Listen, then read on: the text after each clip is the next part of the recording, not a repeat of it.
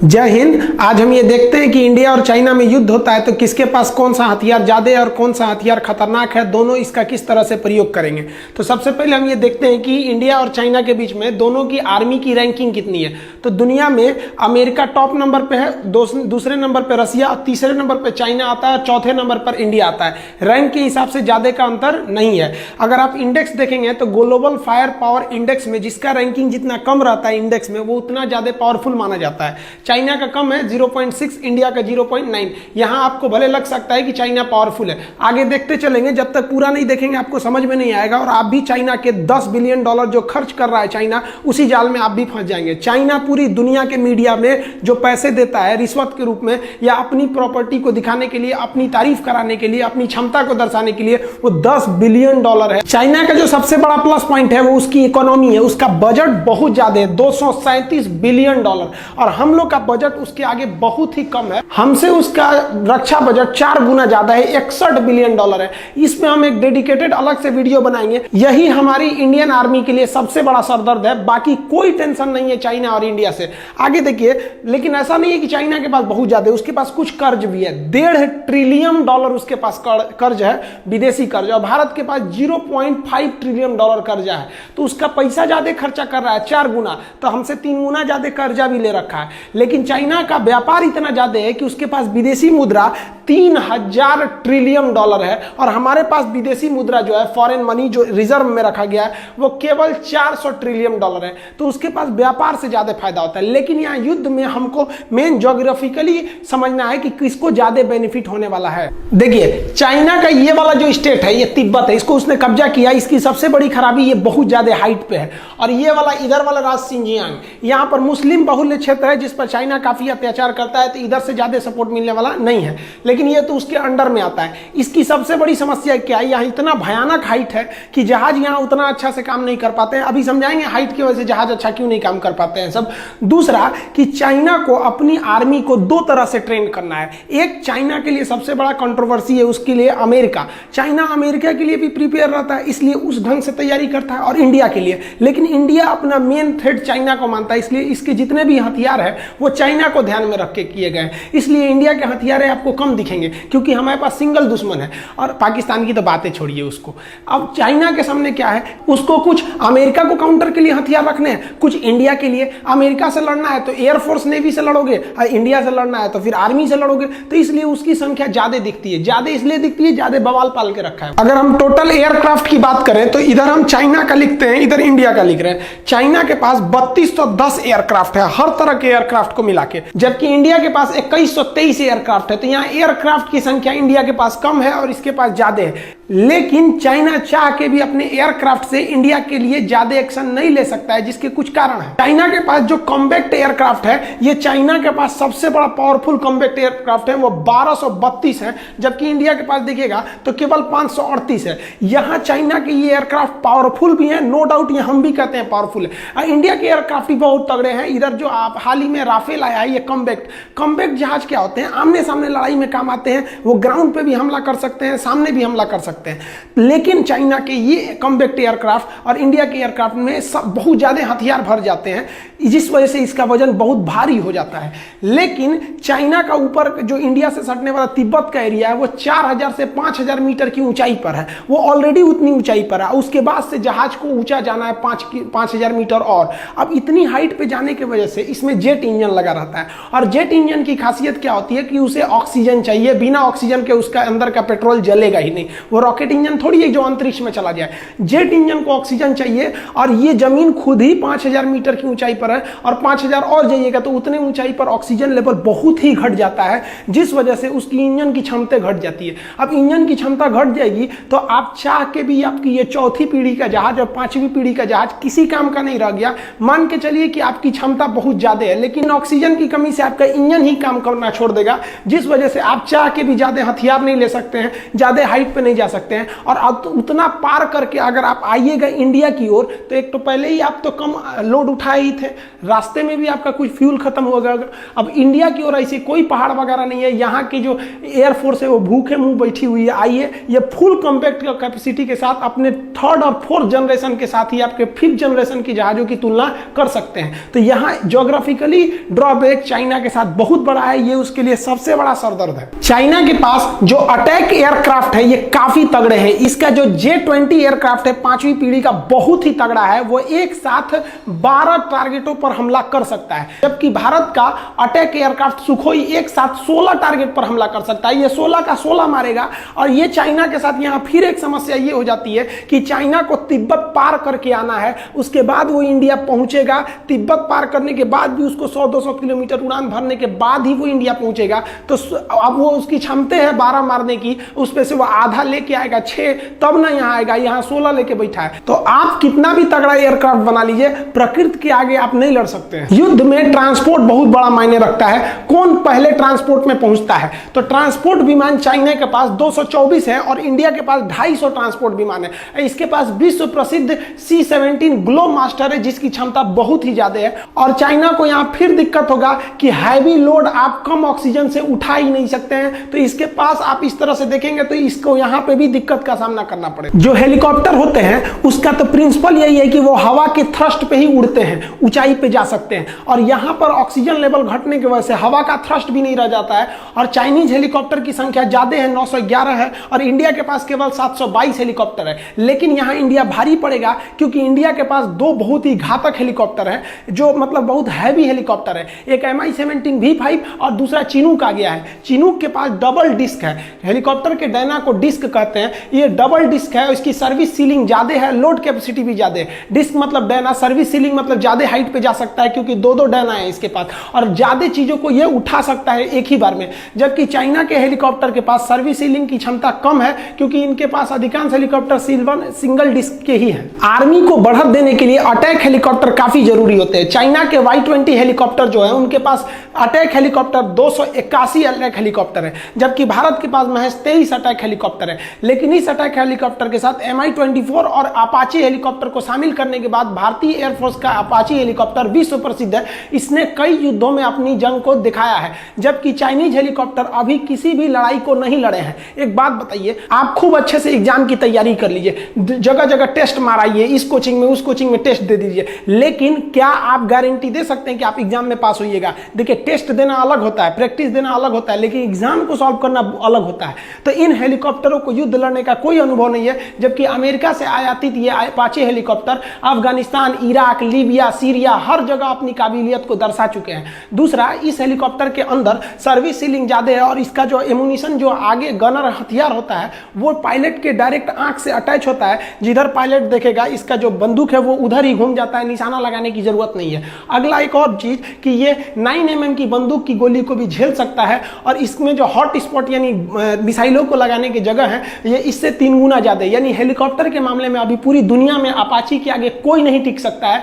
और ये जो अपाची है, ये एकदम नीचे नीचे उड़ान भर सकता है, जिस वजह से ये रडार में भी नहीं आएगा, और ये क्षमता इसके पास नहीं है। ओवरऑल चाइनीज जो एयरफोर्स है वो संख्या में आगे है, लेकिन उसके सामने एक प्राकृतिक समस्या, दूसरी उसकी टेक्नोलॉजी वर्ल्ड लेवल की नहीं है। हमारे पास कम ही है, लेकिन टेक्नोलॉजी ज्यादा है। और वैसे भी चाइनीज सामानों पे कितना भरोसा करते हैं, सोचो चल गया तो चांद तक, नहीं चला तो शाम तक। अब बात करते हैं थल सेना की आर्मी के बारे में। तो जो टैंक्स हैं, देखिए चाइना के पास बहुत ही ज्यादा मात्रा में टैंक है, 35,000 टैंक है, लेकिन इसमें से आधे से ज्यादा ओल्ड डेटेड टैंक है। और चाइना का एरिया बहुत ही ज्यादा है, जिस वजह से उसको टैंक की ज्यादा जरूरत है। अब एक बात बताइए, भारत और चाइना की जहां भी सीमा लगती है वहां से पूरा पहाड़ है, ये पहाड़ पे टैंक चढ़ेगा यहाँ पे, तो इसकी ज्यादा जरूरत नहीं लड़ाई में दिखेगी। आप देखे होंगे आर्मी भी जो पहुंच रही है तो ज्यादा टैंक लेके नहीं पहुंच रही है वहां पर बॉर्डर पे, चाहे गलवान घाटी हो या लद्दाख का एरिया हो या सिक्किम हो या अरुणाचल प्रदेश हो। और इंडिया के पास जो T-90 टैंक है, ये पूरे वर्ल्ड का बेस्ट टैंक है। अमेरिका का अब्राहम और यहाँ का T-90, भीष्म, T-72 और अर्जुन टैंक जैसे भारत के पास बहुत ही घातक टैंक है। वो 4000 की संख्या में टैंक है। इन टैंक की सबसे बड़ी जो खासियत है, इनमें इंफ्रारेड अपर्चर रडार है, ये छुप सकते हैं। दूसरा, इनमें जो टारगेट सेंसर सिस्टम दिया है कि एक बार अगर दुश्मन को टारगेट को सेट कर दिया गया, इसके जो ये बैरल जो नली है, तो उसके बाद से टैंक चलती भी रहेगी, जर्क करेगी, हवा में कूद जाएगी, तो उससे उस टारगेट को कोई फर्क नहीं पड़ता, वो अपना एडजस्ट कर लेगा। इसका मतलब ये हुआ कि इसका जो टारगेट है एकदम पिन पॉइंट है। लेकिन यहाँ इंडिया और चाइना दोनों के टैंक ज्यादा काम नहीं आएंगे।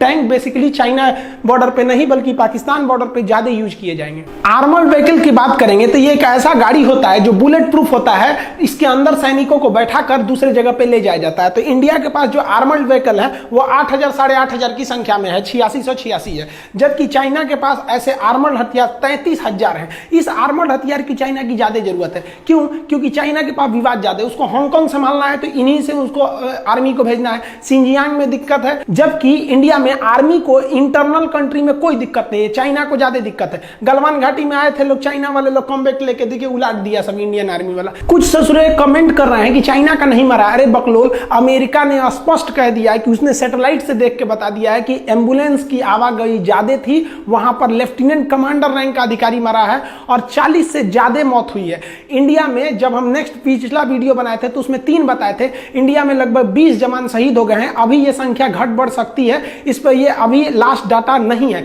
लेकिन चाइना का खुद का न्यूज ने क्या कहा है कि चाइनीज सोल्जर को भी काफी ज्यादा कैजुअलिटी उठानी पड़ी है। हम इस बात को स्वीकार करते हैं, लेकिन ये नंबर नहीं बताएंगे क्योंकि इससे हमारे देश के अंदर लोगों के अंदर एक अलग सी भावना आ जाएगी। इसका मतलब आपके अंदर ज्यादा मरे हैं लोग, तभी आपकी आर्मी लोग पूछेंगे आपसे। सेल्फ प्रोपेल गन वो होते हैं जिनके अंदर ऑटोमेटिक कैनन यानी बारूद को लोड करके हमला किया जाता है। चाइना के पास लगभग 3800 सेल्फ प्रोपेल गन है, जबकि इंडिया के पास महज 250 है। लेकिन हम आपको पहले भी बताएं कि पहाड़ी लड़ाई में ना टैंक काम आते हैं, ये सब काम नहीं आते। हाँ, तोप काम आ सकते हैं, रॉकेट काम आ सकते हैं, हेलीकॉप्टर काम आ सकते हैं, फाइटर, लेकिन ये सब उतने काम नहीं आएंगे। ये सब पाकिस्तान के लिए है सर। पाकिस्तान अब वैसे भी नहीं लड़ेगा हम लोग से। देखिए भारत की समझदारी देखिए, पहाड़ों पर तोप ज्यादा काम आते हैं जिसे हम फील्ड आर्टिलरी या फिर तोप कैनन कहते हैं। चाइना के पास 3600 ऐसे तोप हैं, जबकि भारत के पास 4000 हैं। तो देखिए भारत अपने जरूरत की चीज को रखा है क्योंकि उसे पता है कि पहाड़ों पर यही काम आएंगे। और भारत सरकार इतना बेहतरीन डिसीजन लिया था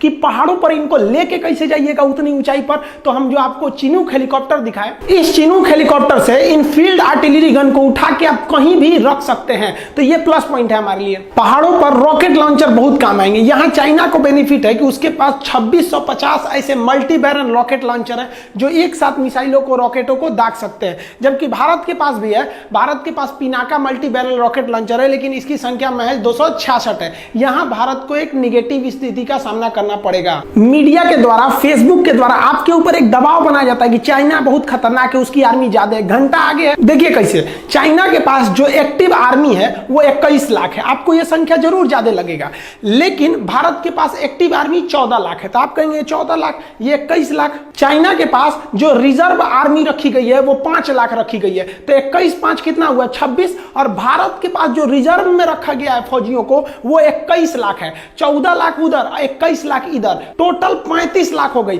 पूरी दुनिया में सबसे बड़ी स्टैंडिंग आर्मी भारत की है। लेकिन आपको कभी यह एहसास नहीं होने दिया जाता है क्योंकि चाइना $10 बिलियन खर्च करता है। आप कभी भी फेसबुक, व्हाट्सएप इस सब पे चाइना की कोई बुराई नहीं सुन सकते। चाइना को पता है उसकी हकीकत, इसलिए वहां के लोगों को फेसबुक, व्हाट्सएप ये सब इस्तेमाल करने पर बैन है क्योंकि उनके जितना भी प्रचार कर रहे हैं वो सारे उजागर हो जाएगा। देखिए नेवी की बात करते हैं तो जो चाइना के पास फ्लीट यानी जहाजों का बेड़ा है वो 750 जहाजों का पूरा फ्लीट है, जबकि भारत के पास 285 जहाजों का फ्लीट है। आप कहेंगे यहां तो चाइना को प्रॉफिट है, नहीं प्रॉफिट है। वो दक्षिणी चीन सागर को छोड़कर नहीं हट सकता है क्योंकि वहां छोड़ेगा तो उसके विरोधी सब वहां पे चढ़ जाएंगे। और भारत का हिंद महासागर में कोई विरोधी नहीं है और ना ही किसी की औकात है जो भारत से लड़ सके। चाइना के पास अभी 2-2 एयरक्राफ्ट कैरियर है। ये एयरक्राफ्ट कैरियर इतने बड़े होते हैं कि इस पे जहाजें उतर सकती हैं। ये आपको संख्या में ज्यादा लगेगा, ये नए नए अभी शामिल किया है। और हम लोग अपने सेना में से 3-3 ठो एयरक्राफ्ट कैरियर रिटायर कर दिए। अतः चाइना को इन एयरक्राफ्ट कैरियर के यूज करने का कोई एक्सपीरियंस नहीं है। और हमने 1971 में पाकिस्तान का वीडियो बनाया, आप देखिएगा कितने खतरनाक था हमारा विक्रांत। फिलहाल हमारे पास एक एयरक्राफ्ट कैरियर है, लेकिन ये इन दोनों पर भारी पड़ेगा क्योंकि ये रूस का बना हुआ है। विक्रमादित्य काफी शक्तिशाली है और हम लोगों को नेवी का एक बहुत बड़ा एक्सपीरियंस है। देखिए चाइनीज नेवी का जो सबसे बड़ा पावर है ना वो उसकी पनडुब्बी सबमरीन का, इसे साइलेंट किलर कहते हैं। ये पानी के अंदर रहता है। चाइना के पास इसकी संख्या 74 है और भारत इस मामले में बहुत ही पीछे है। इसकी संख्या 16 है और आधे से ज्यादा पुराने हैं। अब भारत सरकार ने डिसाइड किया कि अगर हम इनकी संख्या बढ़ाएंगे तो हमें 50 साल लग जाएगा क्योंकि हम 10 साल में केवल 5 ही पनडुब्बियां बना सकते हैं। इसमें क्या किया जाए तो भारत सरकार ने सबसे खतरनाक डिसीजन लिया। भारत सरकार ने अमेरिका से P-8I विमान खरीद लिया। P-8I विमान को सबमरीन सबमरीन हंटर कहते हैं। ये हवा में उड़ते उड़ते पनडुब्बियों को ऊपर से ही पहचान जाता है कि समुद्र के अंदर है, उन्हें मार देता है। अतः इन पनडुब्बियों की संख्या धरी की धरी रह गई। अब हम लोग इन पनडुब्बियों से सुरक्षित भी हो गए और धीरे धीरे हम फ्रांस की मदद से पनडुब्बियां बना भी रहे हैं। तो आप इस चीज को समझिए, वरना आप केवल संख्या देख के ना उलझ जाएंगे। डिस्ट्रॉयर क्या होते हैं? देखिए, एयरक्राफ्ट कैरियर से थोड़े छोटे साइज में होते हैं, लेकिन ये बहुत ही घातक हमला करते हैं डिस्ट्रॉयर। तो चाइना के पास 36 डिस्ट्रॉयर है और भारत के पास 10 विध्वंसक यानी 10 डिस्ट्रॉयर है, लेकिन ये सब आधुनिक डिस्ट्रॉयर है और ये पुराने टेक्नोलॉजी के हैं। इन सभी के बावजूद चाइना के पास नेवी की संख्या बहुत ज्यादा है, लेकिन एक बात की गारंटी लेते हैं कि चाइनीज नेवी हिंद महासागर में नहीं आएगी। इसके दो कारण हैं, हम आपको अभी समझाते हैं। डिस्ट्रॉयर से थोड़े छोटे आकार में जो होते हैं वो होते हैं फ्रीगेट। फ्रीगेट जो होते हैं थोड़े स्टील टेक्नोलॉजी के होते हैं, इनमें मिसाइलें ज्यादा लगी रहती हैं और ये अग्रिम पंक्ति में आगे आगे चलते हैं। फ्रीगेट ये समुद्र के अंदर बिछाए गए माइंस के खिलाफ भी उन माइंस को न्यूट्रल कर देते हैं। तो चाइना के पास 52 फ्रीगेट है और भारत के पास 13 फ्रीगेट है। फ्रीगेट से भी छोटे आकार के जो होते हैं वो होते हैं कॉर्बेटर। ये जो है चाइना के पास कॉर्बेटर की संख्या जो है वो 50 है और इंडिया के पास 19 है। ये पनडुब्बियों के अंदर भी हमला कर सकते हैं, पनडुब्बियों को मार सकते हैं एंटी सबमरीन हथियार के द्वारा से। तो यहां भी आपको चाइना की संख्या ज्यादा लगेगी। पेट्रोलिंग के लिए जो कोस्ट गार्ड के जहाज होते हैं उन्हें हम कहते हैं पेट्रोलिंग वेसल। ये चाइना के पास 220 है और भारत के पास 139। ये क्या करते हैं? युद्ध में जो नेवी के जहाज घायल हो जाते हैं, जिसपे बम गिर जाता है, तो उसमें से इवैक्यूएट कराते हैं, लोगों को बाहर निकालते हैं, सैनिकों को। तो ये राहत के काम में बहुत ही महत्वपूर्ण भूमिका निभाते हैं। यहाँ दोनों में ज्यादा का डिफरेंस नहीं देखने को मिलता है। उसका कोस्टल एरिया भी चाइना का ज्यादा है। संख्या अधिक होने के बाद भी चाइनीज नेवी बहुत कुछ नहीं कर पाएगी, जिसका 2 रीजन है। पहला रीजन समझिए, जैसे हम एक टीचर हैं, हम सब कुछ छोड़ सकते हैं, पढ़ाना नहीं छोड़ सकते क्योंकि उसी पर हम आश्रित है। हमको लोग टीचर के नाम से जानते हैं, हम वो कैसे छोड़ सकते हैं? तो चाइना सब कुछ छोड़ सकता है, व्यापार नहीं छोड़ सकता है। चाइना को एशिया का मरीज कहा जाता था, आज आगे कैसे चला गया? क्योंकि उसकी पूरी दुनिया में व्यापार है, पूरी दुनिया में उसके खरीदार हैं और इस सामान को पहुंचाने के लिए उसको हिंद महासागर में आना ही पड़ेगा। चाहे वो अफ्रीका में बेचे, यूरोप में बेचे, कहीं भी बेचे, तुमको यहां से जाना ही है हिंद महासागर में। और हिंद महासागर में तुम भारत से बैर करके नहीं जा सकते हो, तुम्हारा व्यापार चौपट होगा, इस बात की गारंटी।